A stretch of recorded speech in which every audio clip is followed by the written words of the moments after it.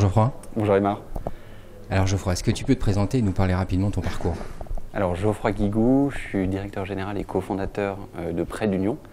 Et j'ai cofondé Prêt d'Union fin 2009, après avoir travaillé à peu près 7 ans dans le conseil chez McKinsey, puis chez Poeo, petit concurrent d'EDF. Alors, Prêt d'Union, c'est un super nom, mais est-ce que tu peux nous en dire un tout petit peu plus sur Prêt d'Union? Alors Prêt d'Union, c'est le premier établissement de crédit entre particuliers en France, agréé par la Banque de France. Donc c'est-à-dire que notre business, en fait, c'est de faire se rencontrer sur notre site internet des épargnants qui ont de l'argent à placer, de la liquidité, et des emprunteurs qui sont des ménages français qui ont besoin de crédit à la consommation pour financer des travaux, acheter une voiture. Et donc, première plateforme de crédit entre particuliers, ça veut dire qu'on fait se rejoindre les investisseurs qui ont de l'argent et les emprunteurs qui veulent emprunter, et les deux font une bonne opération en se passant des banques. Alors peut-être revenir sur la genèse et puis les 2 voire 3 grandes étapes de Prêt d'Union aujourd'hui. Oui, alors on a donc cofondé la société fin 2009 et donc il y a exactement 4 ans. On a fêté nos 4 ans de Prêt d'Union là, il y a quelques jours. Il y a eu 2 grandes phases. Il y a eu une première phase très longue. Traditionnellement, les startups lancent leur activité commerciale rapidement. Nous, on a dû attendre 2 ans et 3-4 mois avant le premier euro de chiffre d'affaires. Pourquoi cette phase de pré-lancement très longue? Eh bien parce qu'il fallait obtenir l'agrément de la Banque de France. On est agréé établissement de crédit. Ça faisait 15 ans en fait qu'une jeune start-up non filiale de banque n'avait pas eu cet agrément. Et puis en parallèle, on devait lever des capitaux de façon assez importante. On devait lever 5 millions d'euros en amorçage, sans avoir 1 euro de chiffre d'affaires, sans avoir de site internet, sans avoir d'activité commerciale. Donc ces 2 choses-là ont fait qu'on a mis un peu plus de 2 ans à lancer l'activité commerciale. Donc ça, c'était de fin 2009 à fin 2011. Et puis fin 2011 jusqu'à aujourd'hui, donc déjà presque 2 ans d'activité commerciale. Là, cette phase de développement très rapide, l'offre a pris tout de suite. On est passé sur cette période de 7 personnes à 45 aujourd'hui. Vous en voyez certains derrière. Donc phase de développement accélérée. Et Prêt d'Union aujourd'hui, c'est le leader français, évidemment, de la finance participative et on est la plateforme de crédit entre particuliers qui connaît la plus forte croissance dans toute l'Europe à son lancement. On grossit, je crois, 3-4 fois plus vite que n'a grossi le leader anglais à son lancement et 2 fois plus vite que le leader allemand.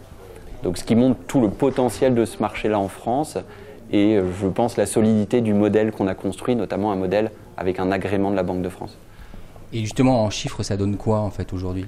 Alors l'unité de mesure, c'est les millions d'euros de crédits financés. On est sur déjà un très gros marché, hein. C'est 50 milliards d'euros de crédits octroyés chaque année par les établissements bancaires aux Français. L'année dernière, nous, on a fait 11 millions d'euros de production de crédit.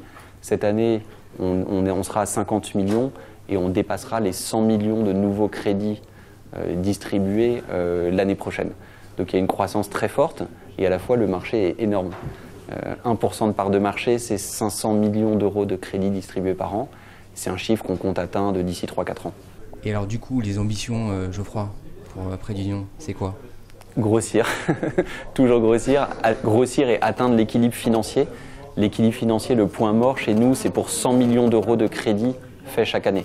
Donc comme je disais, on sera à 50 millions cette année. Donc l'équilibre financier devrait être atteint en fin d'année prochaine. Et puis surtout grossir, se développer sur nos 2 clientèles, celle des emprunteurs. Donc là en particulier, on veut aller proposer des solutions de crédit, toujours sur Internet, mais à des personnes qui ont peut-être besoin d'emprunter des voitures. Donc il y a beaucoup de sites Internet qui se développent.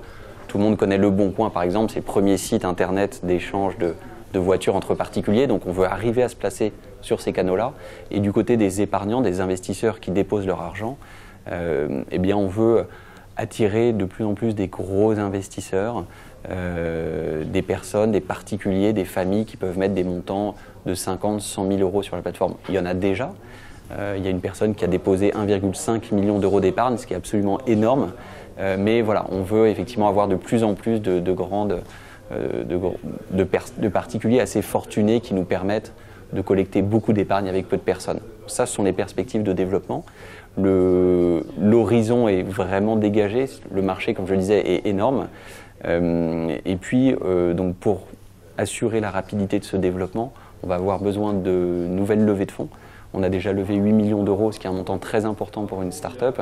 On annoncera dans les 10-15 prochains jours une autre levée de fonds de 10 millions d'euros. Je pense qu'il va faire pas mal parler d'elle parce que c'est quelque chose qui va nous permettre d'accélérer vraiment notre développement commercial. Merci Geoffroy. Merci Aymar et à bientôt.